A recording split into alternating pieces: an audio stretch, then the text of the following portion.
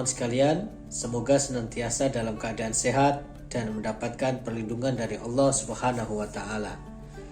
Pada pertemuan yang telah lalu, kita sudah membahas tentang makna kehadiran Muhammadiyah bagi masyarakat Indonesia khususnya ya. 4 pandangan yang saya tawarkan pada pertemuan yang lalu berkaitan dengan makna kehadiran Muhammadiyah, sebagian utamanya berkaitan dengan kehidupan keagamaan. Nah, pada kesempatan kali ini kita akan melanjutkan pembahasan tentang Muhammadiyah dalam kaitannya dengan Muhammadiyah sebagai pandangan kehidupan atau sebagai cara memahami persoalan.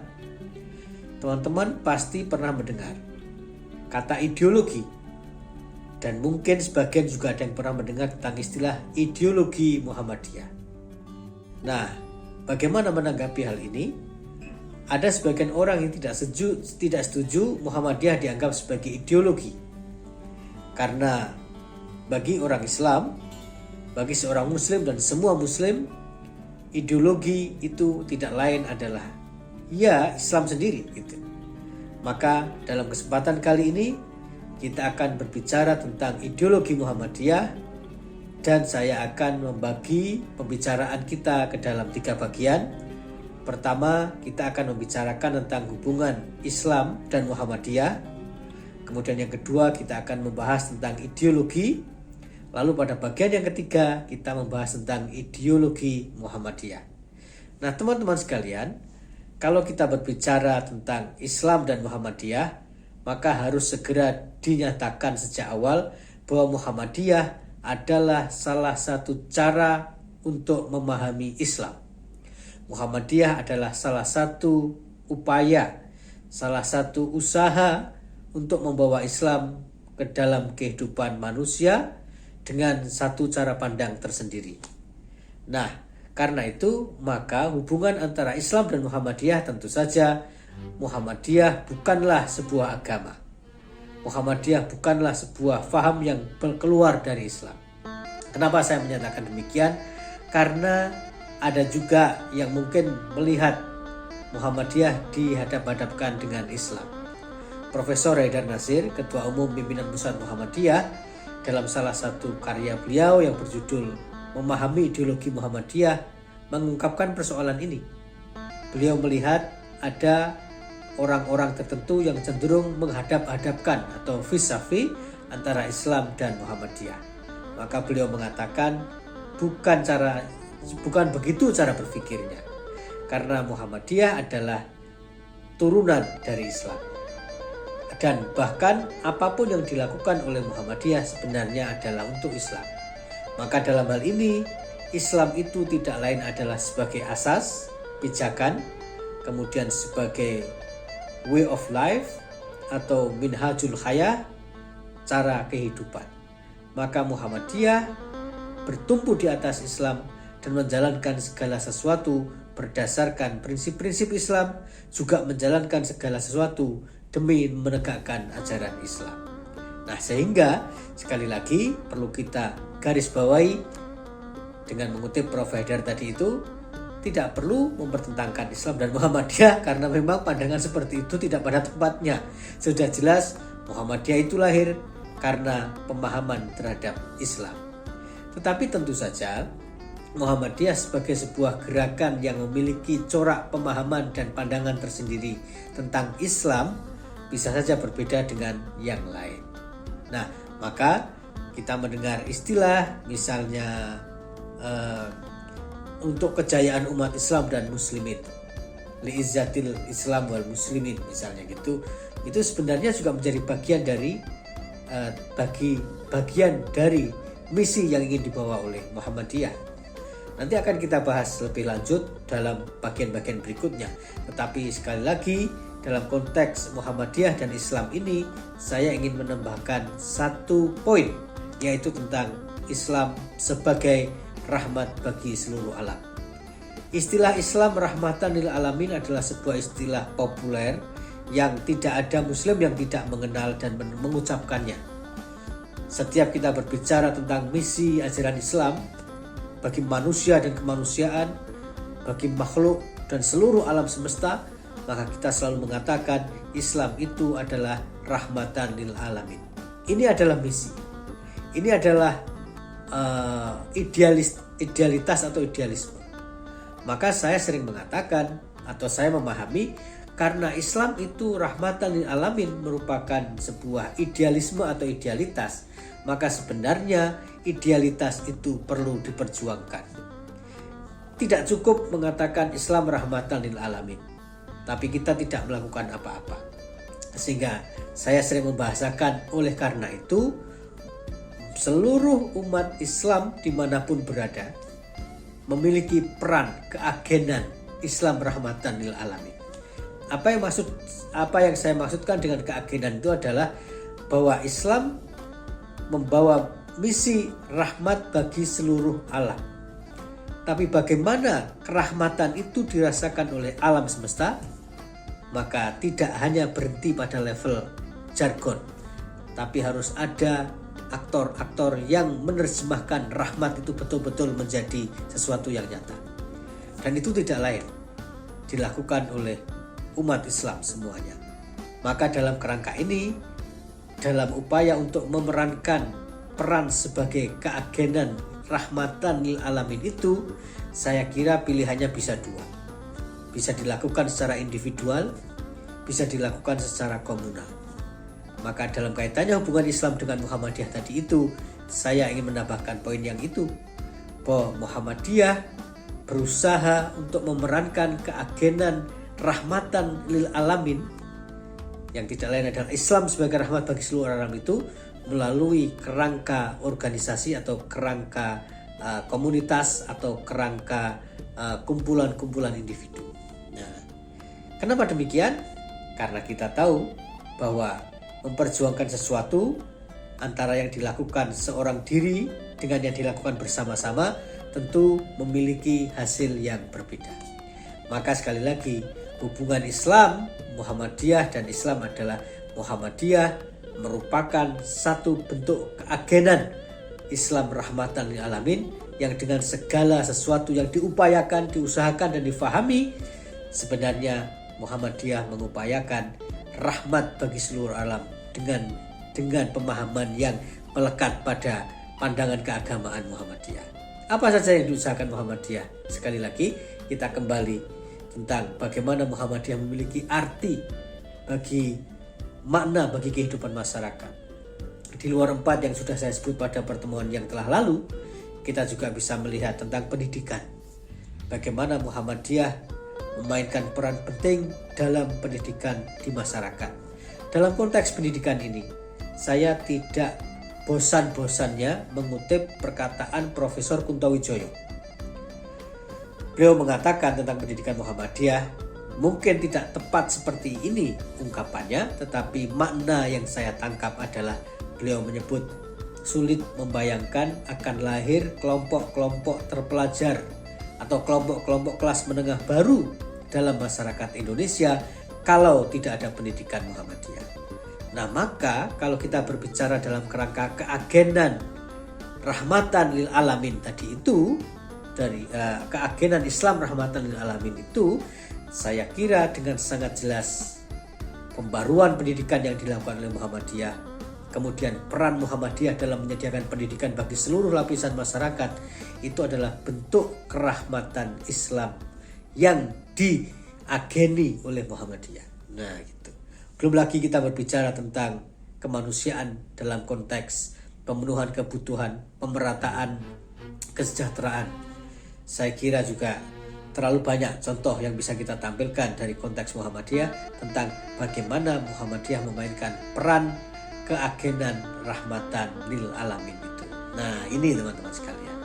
Jadi dengan demikian lalu kita bisa tahu bagaimana sebenarnya posisi kedua hal ini, bahwa Muhammadiyah bukanlah agama, agamanya tetap Islam. Kenapa ini mungkin bagi sebagian orang gitu kok diumumkan, tapi saya ingin menyatakan bahwa muncul juga pernyataan-pernyataan seperti ini di tengah masyarakat. Oke, kemudian yang kedua, kalau begitu lalu apakah yang disebut dengan ideologi itu? Tentu banyak sekali pandangan-pandangan teoritis yang bisa kita kutip berkaitan dengan ideologi. Tapi secara sederhana saya ingin menyatakan bahwa ideologi itu adalah pandangan hidup terhadap segala sesuatu, atau pandangan dasar, asas terhadap segala sesuatu yang terjadi dalam kehidupan kita. Maka ketika kita bergerak, ketika kita melakukan sebuah tindakan, itu dipengaruhi oleh pikiran. Maka pemikiran dasar, pandangan dasar yang menjadi pijakan kita di dalam melakukan sesuatu itu adalah ideologi. Maka Muhammadiyah juga punya ideologi. Kemudian di samping itu tidak hanya pandangan dasar, tapi juga di dalamnya terdapat usaha-usaha untuk mempertahankan pandangan itu, dan lalu diiringi dengan usaha-usaha untuk menerjemahkan pandangan itu di dalam kehidupan. Nah, itulah ideologi. Jadi sebuah ideologi maknanya pandangan hidup. Maka dalam hal ini kita melihat apakah manusia hidup tanpa ideologi. Saya kira kalau ideologi itu makna secara luasnya adalah pemikiran, pandangan dasar sebelum melakukan sesuatu atau mengambil tindakan atau mengambil keputusan, rasa-rasanya tidak ada manusia yang tidak punya ideologi dalam kehidupan. Nah, karena sekecil apapun tindakan yang dilakukan oleh manusia, itu selalu berkaitan dengan keyakinan dan pandangannya terhadap sesuatu. Kita berdebat dengan seseorang, kemudian kita menemukan hal yang tidak sama. Ternyata sulit mempertemukan pandangan antara kita dengan orang yang sedang kita ajak debat itu oleh karena pijakannya sudah berbeda. Nah, karena itulah hampir tidak ada manusia di dunia ini yang tidak memiliki ideologi. Lalu apa yang disebut dengan ideologi Muhammadiyah? Dalam hal ini Profesor Haidar Nasir, sekali lagi saya ingin mengutip beliau, mengatakan setidaknya Muhammadiyah itu punya dua ideologi. Dalam arti pandangan hidup, gagasan dasar, dan kemudian diiringi dengan usaha untuk menerjemahkan gagasan dasar itu di dalam alam nyata. Pertama adalah ideologi Muhammadiyah itu adalah ideologi modernis reformis. Nah, maknanya apa? Bahwa Islam yang ingin dibawa oleh Muhammadiyah itu adalah Islam yang bercorak modern, gitu. Tidak boleh ketinggalan zaman. Artinya Islam itu agama yang disebut dengan solihun likulli zaman wa makan, senantiasa relevan dengan zaman apapun, dengan waktu apapun, di tempat manapun. Maknanya relevansi itu terjadi oleh karena ada kelenturan. Nah, dalam hal ini saya kira salah satu pandangan modernis yang dikembangkan oleh Muhammadiyah berkaitan dengan Islam itu adalah mengakui bahwa Islam itu tidak hidup dalam sebuah ruang kosong, tapi hidup dalam sebuah masyarakat yang masing-masing memiliki perkembangan, yang masing-masing memiliki ciri khasnya. Tiap zaman itu punya ciri khas, tiap tempat punya ciri khas. Nah, maka ketika menyatakan Islam itu solihun likulli zaman wa makan, berarti Islam bisa berdialektika dengan mana yang dimanapun dan kapanpun. Nah, tentu saja di sini kita lalu berbicara tentang aspek-aspek mana yang bisa disesuaikan dan aspek-aspek mana yang tidak. Akan tetapi sekali lagi modernis itu maknanya Muhammadiyah berpikir tentang kemungkinan bukan hanya sekedar kemungkinan, keniscayaan untuk selalu merumuskan pandangan yang sesuai dengan zaman dan tempat. Karena kalau tidak begitu maka ya Islam akan terkungkung di dalam kehidupan yang di dalam satu cara pandang yang sangat kaku dan tidak bisa menyaksikan perubahan zaman. Untuk jelasnya begini, Profesor Amin Abdullah, seorang intelektual Muhammadiyah yang menjadi panutan kita semuanya, mengatakan tentang Islam itu ada yang disebut sebagai dimensi-dimensi dalam Islam itu ada yang disebut dengan dimensi normatif dan ada dimensi historis. Dimensi normatif itu artinya apa yang tertulis di dalam teks-teks keagamaan. Norma itu. Norma berarti apa yang ideal itu. Tetapi kita tidak bisa memungkiri bahwa agama juga di dalamnya mengandung aspek historis. Historis itu apa yang senyatanya terjadi. Bukan kadang-kadang, saya kira dengan mudah kita bisa menemukan contoh-contoh bagaimana rumusan normatif itu tidak selamanya bisa wujud apa adanya di dalam kenyataan. Maka oleh Profesor Amin Abdullah disebut sebagai normativitas dan historisitas. Maknanya apa? Inilah proses beragama itu. Jadi proses beragama itu selalu terjadi yang ideal dengan yang real gitu. Yang idealis dengan yang normatif. Gitu. Atau yang empiris. Yang idealis atau normatif dengan yang realitas atau yang empiris. Itu tidak bisa dihindarkan. Gitu ya. Oleh karena itu modernis itu maknanya Muhammadiyah tidak menolak aneka ragam perubahan. Contoh konkretnya adalah bagaimana persepsi keidahan terhadap Barat. Persepsi keidahan terhadap Barat. Salah satu unsur atau elemen dalam reformasi pendidikan Islam itu adalah adopsi metode pendidikan Belanda ke dalam sistem pendidikan Muhammadiyah. Bagi teman-teman yang sempat nonton film Sang Pencerah, tentu tahu bagaimana Kiai Dahlan mengadopsi peta, ya. Bagaimana Kiai Dahlan mengadopsi bangku. Bagaimana Kiai Dahlan mengadopsi bahasa asing diajarkan di sekolah-sekolah Muhammadiyah yang pada ukuran zamannya itu merupakan sebuah tabu di dalam masyarakat. Nah, kan gitu. Maka ini maknanya contoh bagaimana senantiasa bisa menjadikan wajah Islam ini adalah sebuah wajah yang selalu relevan dengan perkembangan zaman. Nah, lalu yang kedua adalah yang disebut oleh Prof. Haidar sebagai ideologi Islam berkemajuan. Islam berkemajuan itu maknanya ya Islam yang selalu menurut saya maknanya setidaknya ada dua. Islam berkemajuan itu artinya itu tadi, Islam yang senantiasa menampakkan wajahnya yang relevan dengan zaman. Tetapi itu tidak bermakna bahwa Islam kehilangan nilai dasarnya. Itu ya. Jadi kalau mengatakan Islam memiliki kemampuan beradaptasi dengan zaman, maka buru-buru harus kita tambahkan bahwa itu tidak berarti Muhammadiyah bukan berarti Islam tidak memiliki prinsip. Prinsip tidak berubah. Zaman apapun zaman berkembang, tapi prinsip dasar dan nilai universal tidak berubah. Yang berubah itu adalah ekspresi. Yang berubah itu adalah strategi. Nah, karena itu Islam yang berkemajuan maknanya Islam yang mampu mempertahankan nilai-nilai dasarnya di satu sisi, tapi di sisi yang lain Islam berkemajuan di sisi yang lain kemajuan zaman juga tidak ditolak. Nah, gitu. Sehingga agama tidak dihadap-hadapkan dengan perkembangan di dalam masyarakat. Lalu makna yang kedua menurut saya Islam berkemajuan itu adalah bahwa Islam sebagai gugusan agama, nilai-nilai di dalam agama itu tidak boleh menjadi penghalang kemajuan.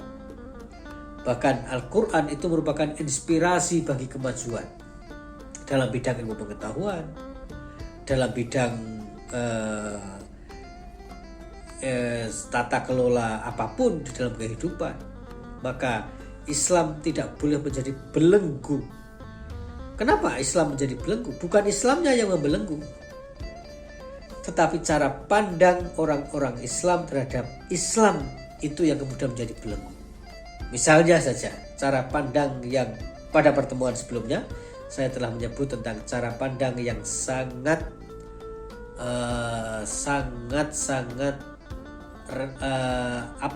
literal, cara pandang yang sangat tekstual terhadap agama, atau dalam dunia hukum Islam itu ada disebut dengan madhab dohiri, yang dohir saja tidak mau. yang dohir saja yang dilihat, selebihnya tidak. Nah ini maknanya apa? Itu bermakna bahwa penafsiran orang terhadap ajaran Islam. Nah maka Islam berkemajuan itu maknanya jangan sampai kita ini membawa tafsir agama yang justru menghalangi kemajuan. Karena Islam itu agama kemajuan. Bagaimana peradaban Islam dibangun pada masa lalu, semuanya mengatakan kepada kita bahwa Islam itu agama yang membawa kita kepada kemajuan. Atau dalam bidang yang lain, misalnya almarhum Muslim Abdurrahman berbicara tentang Islam transformatif.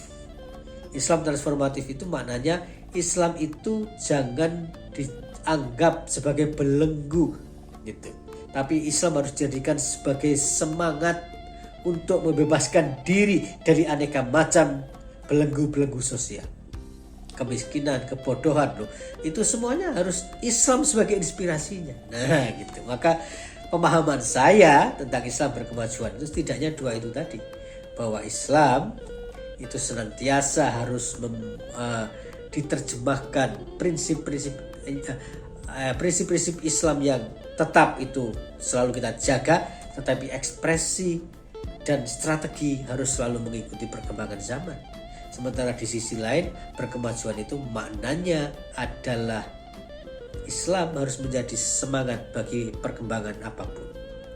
Dalam sebuah kuliah saya pernah menyebut tentang dimensi-dimensi atau isyarat-isyarat ilmiah di dalam Al-Quran. Bahwa Al-Quran itu bukan kitab ilmu pengetahuan, tetapi isyarat ilmu pengetahuan. Maknanya adalah kalau kita mampu menangkap clue ya, menangkap kode-kode yang disampaikan oleh Al-Quran, yang seperti saya sampaikan di kuliah terdahulu, bahkan lebih jelas daripada kode-kode dokumen sejarah itu, maka sebenarnya kita akan meraih kemajuan itu. Nah teman-teman sekalian, lalu bagaimana yang disebut dengan di dalam perkembangannya selama ini, apa saja yang sudah dilakukan oleh Muhammadiyah berkaitan dengan ideologi. Nah, maka saya ingin kembali lagi mengutip sebuah buku yang ditulis oleh Prof. Haidar tadi itu.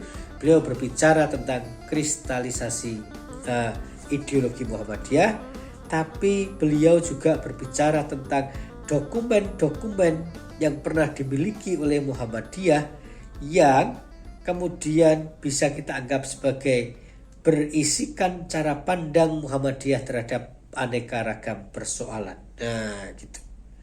Apa saja itu? Kandungan ideologi Muhammadiyah itu adalah faham Islam atau faham agama dalam Muhammadiyah. Itu yang pertama. Kemudian yang kedua adalah hakikat Muhammadiyah sebagai gerakan Islam. Lalu yang ketiga adalah misi, fungsi, dan strategi perjuangan Muhammadiyah. Nah, jadi itu kalau kita terjemahkan. Lalu apa saja yang sudah dihasilkan? Karena Muhammadiyah ini kan sebuah organisasi yang tidak pernah berhenti berpikir gitu ya. Maka kalau saya mengutip buku yang ditulis oleh Profesor Haidar ini, beliau mengatakan ada pemikiran ideologi Muhammadiyah secara khusus terkandung dalam dua pemikiran resmi. Muqaddimah Anggaran Dasar Muhammadiyah pada tahun 1946, kemudian Matan Keyakinan dan Cita-cita Hidup Muhammadiyah 1969. Sedangkan untuk aspek strategi ideologi itu termaktub di dalam Khithah Muhammadiyah tahun 1956, 1971, 1978, dan 2002. Nah, ini kemudian juga ada dokumen yang lain yang disebut 12 langkah Muhammadiyah. Ini pada tahun 1938. Kemudian ada yang disebut dengan Al-Masailul Khamsah pada tahun 1955 atau 54 atau 54 berlanjut sampai 55 perumusannya. Kemudian kepribadian Muhammadiyah pada tahun 1962. Lalu ada dokumen yang bernama Pedoman Hidup Islami Warga Muhammadiyah pada tahun 2000. Kemudian pernyataan pikiran Muhammadiyah menjelang 1 abad pada tahun 2005 dan pernyataan pikiran Muhammadiyah abad kedua pada tahun 2010. Menurut Profesor Haidar, ini adalah pemikiran-pemikiran yang lahir dari Muhammadiyah dan bersifat ideologis. Nah, lalu Prof. Haidar juga bicara tentang melakukan yang disebut dengan kristalisasi ideologi Muhammadiyah. Nah, apa itu? Maka beliau mengatakan ada beberapa langkah kristalisasi ideologi Muhammadiyah itu. Pertama adalah pemahaman tentang Muhammadiyah sebagai ideologi. Bahwa Muhammadiyah dengan identitasnya sebagai gerakan Islam, dakwah amar ma'ruf nahi munkar dan tasdid, bersumber pada Al-Quran dan As-Sunnah, memiliki sistem faham atau seperangkat gagasan yang disebut dengan ideologi, yakni ideologi Muhammadiyah. Ideologi adalah, sekali lagi sebagai bagian untuk menegaskan lagi, sistem faham yang mengandung keyakinan, cita-cita dan strategi gerakan untuk terwujudnya ideologi tersebut atau terwujudnya pandangan tersebut. Dalam hal ini adalah Muhammadiyah memperjuangkan terwujudnya masyarakat Islam yang sebenar-benarnya. Kemudian yang kedua adalah ideologi Muhammadiyah adalah ideologi Islam. Nah, tadi itu pada bagian pertama, Islam sebagai fondasi, Islam sekaligus sebagai pandangan dunia atau worldview atau way of life, sehingga Islam itu menjadi sistem kehidupan bagi Muhammadiyah, membentuk keyakinan, alam pikiran, kepribadian, tingkah laku, dan semua hal di dalam kehidupan anggota Muhammadiyah, pimpinan Muhammadiyah itu tidak terlepas dari itu semuanya. Nah, yang ketiga, beliau mengatakan Islam bagi Muhammadiyah merupakan identitas gerakan. Nah, sudah jelas bahwa Islam inilah menjadi identitas Muhammadiyah. Kemudian yang keempat adalah ideologi Muhammadiyah berkarakter reformis, modernis, dan Islam berkemajuan. Sudah saya sampaikan tadi. Lalu beliau mengatakan dalam referensi atau rujukan kontemporer, ideologi keagamaan Muhammadiyah adalah ideologi reformis modernis. Kemudian yang kelima adalah cita-cita Muhammadiyah adalah mewujudkan masyarakat Islam yang sebenar-benarnya. Artinya Islam yang sebenar-benarnya dalam pandangan atau faham Muhammadiyah. Karena tentu saja di tempat lain individu atau kelompok yang lain punya pemahaman tersendiri tentang persoalan ini. Ya karena kita hidup dalam sebuah situasi ketika Islam itu sudah mengalami dialektika, istilahnya itu, antara yang normatif dengan yang historis. Kemudian yang keenam adalah ideologi Muhammadiyah mengandung khitoh perjuangan. Nah, jadi itu tadi, ideologi mengandung strategi. Maka khitoh perjuangan itu bisa dikatakan sebagai bagian dari strategi Muhammadiyah dalam mewujudkan itu tadi, yang bahasa saya keagenan Islam rahmatan lil alamin. Kemudian yang ketujuh adalah Muhammadiyah dan keindonesiaan. Nah, ini Muhammadiyah berjuang dalam koridor kehidupan bangsa dan negara Indonesia yang berfilsafat Pancasila untuk berusaha bersama-sama menjadikan Indonesia sebagai negara yang adil, makmur, dan diridhoi oleh Allah Subhanahu wa taala, atau yang sering kita kenal istilahnya itu adalah baldatun thayyibatun wa rabbun ghafur. Sehingga kalau Muhammadiyah membantu pemerintah di dalam menyelenggarakan pendidikan, membantu pemerintah dalam upaya untuk melakukan penanganan bencana misalnya, ya karena memang Muhammadiyah dan Indonesia itu juga tidak bisa dipisahkan. Nah, itu yang disebut dengan Darul Ahdi was Sahadah. Muhammadiyah punya konsep Darul Ahdi was Sahadah. Dar itu rumah, Al-Ahdi itu artinya perjanjian, dan Syahadah itu artinya persaksian. Maknanya adalah Muhammadiyah mengakui Indonesia sebagai tempat kita berjanji dan bersaksi. Bersaksi itu artinya memainkan peran, nah gitu. Sehingga keindonesiaan dan kemuhammadiyahan tidaklah hal yang harus dipertentangkan. Sebagaimana juga Cak Nurholis Majid almarhum mengatakan keislaman dan keindonesiaan Lalu yang kedelapan adalah Muhammadiyah bergerak dengan sistem organisasi. Nah itu tadi yang saya katakan, karena mewujudkan keagenan Islam rahmatan lil alamin itu bisa dilakukan dengan dua cara, individual atau komunal. Nah Muhammadiyah berhimpun dalam organisasi supaya misi memainkan peran keagenan Islam rahmatan lil alamin itu lebih masif gitu ya, karena dampaknya bisa lebih luas, karena sesuatu yang dilakukan oleh orang banyak tentu berbeda dengan apa yang dilakukan oleh orang secara individual. Nah teman-teman sekalian, demikian pembahasan kita tentang ideologi Muhammadiyah. Mudah-mudahan bisa difahami, bisa kita jadikan sebagai pengetahuan untuk memahami apa yang disebut dengan ideologi Muhammadiyah itu, dan agar supaya kita tidak salah memahami apa itu ideologi. Demikian, terima kasih sekali lagi. Saya akhiri. Wassalamualaikum warahmatullahi wabarakatuh.